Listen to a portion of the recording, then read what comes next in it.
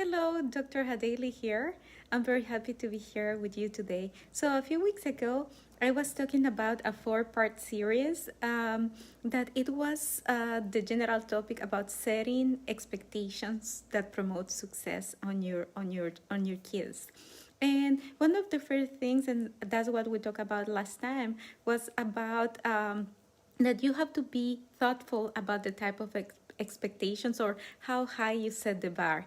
The number two actually is the one I'm going to be talking about today, is about celebrating the unevenness of your kid, because he's going to be more talented in certain areas, but you want to actually help him to discover that in a healthy way.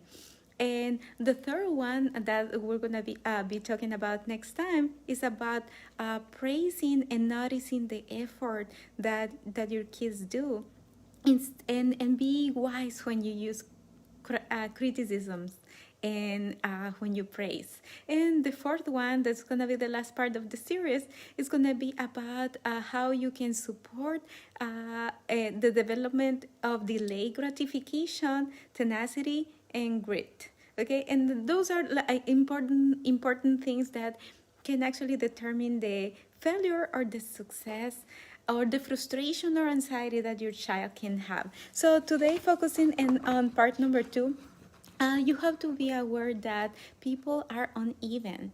And when we celebrate that, that actually helps our kids to feel better, not to feel bad just because they fail in one subject, but they might be very good in something else. So when we help our kids to find the strength, and we help them that will really help them to accept their limitations. And something very important is that we have to be very specific on how we talk to our kids, because we have to remember that the ideas that we give them are going to help in their subconscious to reprogram their brain. So if we talk with a lot of criticisms, what's going to happen is that it's going to be hard on them, and they are going to have in their mind the idea that they are not good enough, and many times that could yield to low self-esteem. So what we want to do is we want to use empowering comments. And one example it is that just when you say to your child, just try your best, you're not being very specific. That could be taken as, oh, I have to do as much as I can to please my parents, or it's like, oh, try my best. So we have to be very specific, and you have to say something like put the best effort you can in the subject. No matter what the result will be, you will know that you did your best. And that's what matters. Don't focus on the outcome, don't focus on the result, but focus on you having tried your best. Like, you try to do as much as you can. And you have to help your child to understand that there's going to be certain areas that are going to be easy for them, certain areas that are going to be enjoyable. But at the same time, this is a journey.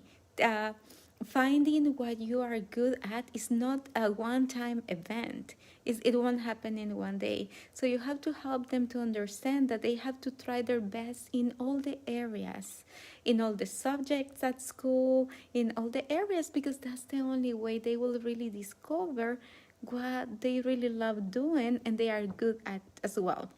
Because it could be that we're not very talented or good in one area, but we like to explore it and do more of it. That could become a hobby. But when we are actually talented in certain area, and we're also good at it, and we enjoy it, that's actually the path you want to help your child to pursue.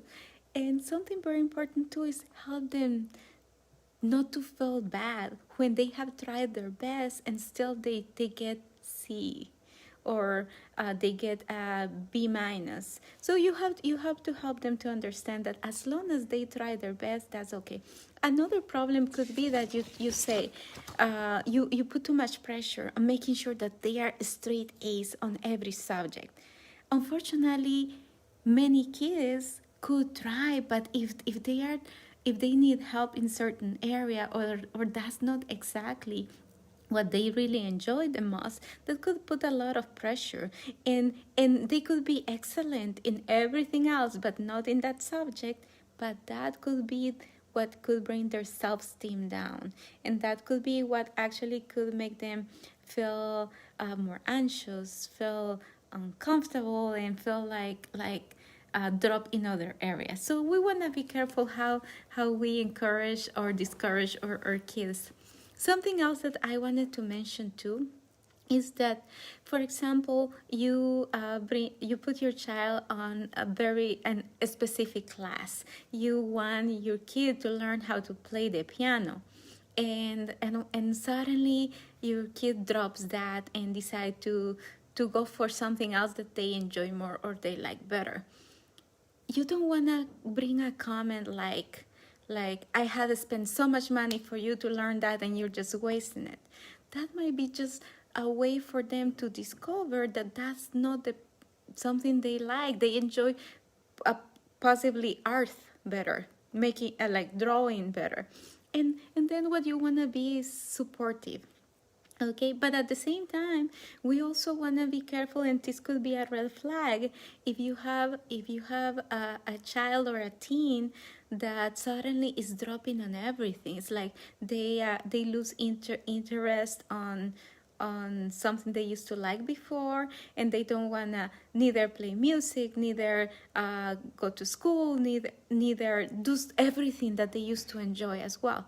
This could be a red flag for your kid or your teen to be going through depression, actually having bad associations, being bullied, or even substance abuse.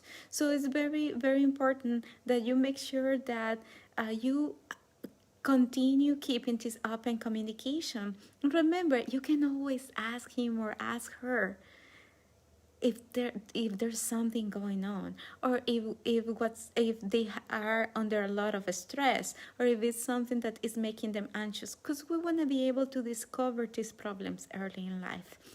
So, but the key here, and what I wanted to emphasize, is that you want to celebrate the unevenness. You want to encourage them for being skillful in certain area, but don't be demeaning when they are actually failing in another area if they have tried their best. Okay, so encourage them to try everything. You tell them right now, this is your opportunity. Enjoy going through all the subjects at school. You have the opportunity to discover.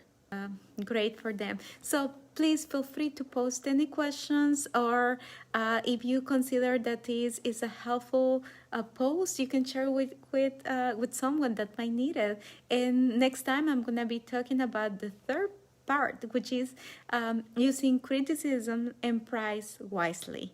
And this is very important because remember, what we talk and we say consciously goes to our subconscious, and what happens is that it's like we are reprogramming this computer, which is our brain. But in this case, you're reprogramming your kid's brain, and you want to program it in a way that they feel happy, they know they are doing their best no matter what. Don't focus on the result, as long as they are doing their best.